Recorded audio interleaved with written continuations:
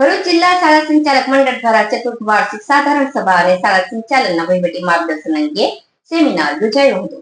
ભરૂચની પ્રાર્થના વિદ્યાલય ખાતે ભરૂચ જિલ્લા શાળા સંચાલક મંડળ દ્વારા ચતુર્થ વાર્ષિક સાધારણ સભા અને શાળા સંચાલનના વહીવટી માર્ગદર્શક સેમિનારનું આયોજન કરવામાં આવ્યું હતું, જેમાં આમંત્રિત મહેમાનોના હસ્તે દીપ પ્રાગટ્ય થકી સેમિનારને ખુલ્લો મૂકવામાં આવ્યો હતો.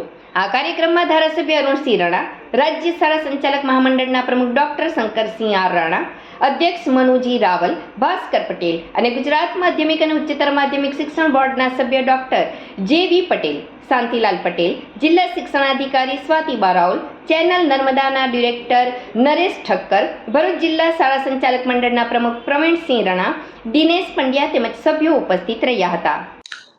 આજે મિત્રો ગુજરાત રાજ્યના જે શાળા સંચાલક મંડળની મિટિંગ થતી હોય એ રીતે ભરૂચ જિલ્લા શાળા સંચાલક ગ્રાન્ટેડ નોન ગ્રાન્ટેડ મંડળની આ મિટિંગ એટલે અધિવેશનના સ્વરૂપમાં સાધારણ સભા સાથે જ્યારે ઉપસ્થિત થઈ છે, ત્યારે એમાં મહેમાન તરીકે રાજ્યના પ્રમુખ તરીકે મને બોલાવવામાં આવ્યો છે.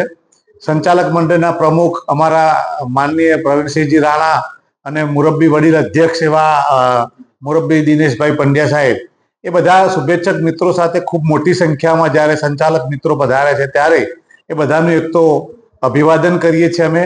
મિત્રો, અત્યારની પરિસ્થિતિમાં સંચાલક મંડળના જે વિવિધ પ્રશ્નો છે એ પ્રશ્નોની ખૂબ સારી અને ટૂંકમાં રજૂઆત પ્રવીણસિંહજી રાણાએ કરી. ત્યારે હું સંચાલક મંડળના રાજ્ય એકમના પ્રમુખ તરીકે એટલું કહું કે ગુજરાતની હાલની સરકાર એ દિવસે દિવસે આપણા પ્રશ્નો ઉકેલી રહી છે.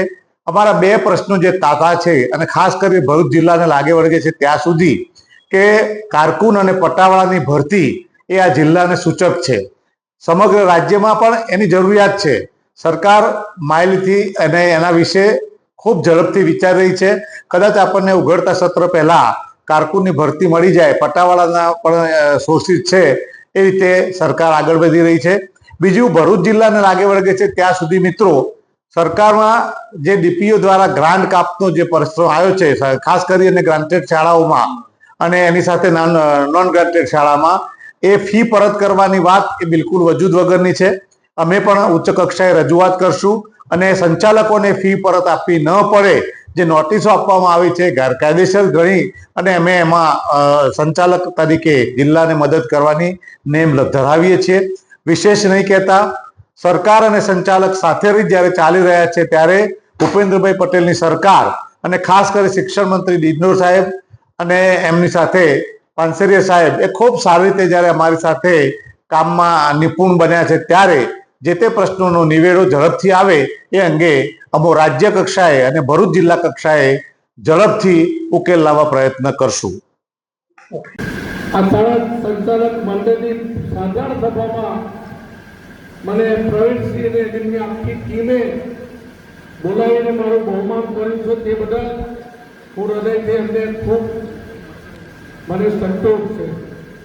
મિત્રો, હમણાં પ્રવીણસિંહભાઈ જ્યારે માગણી કરે ત્યારે મને આજે એક વાત કહેતા આનંદ થાય કે શાળા સંચાલક મંડળના સભ્યો વાર્ષિક સાધારણ સભામાં જે ભેગા થાય છે અને ઉત્સાહથી ભેગા થાય છે, ત્યારે એના પ્રાણ પ્રશ્નોની વાર્તા આપવાની વાત કરી.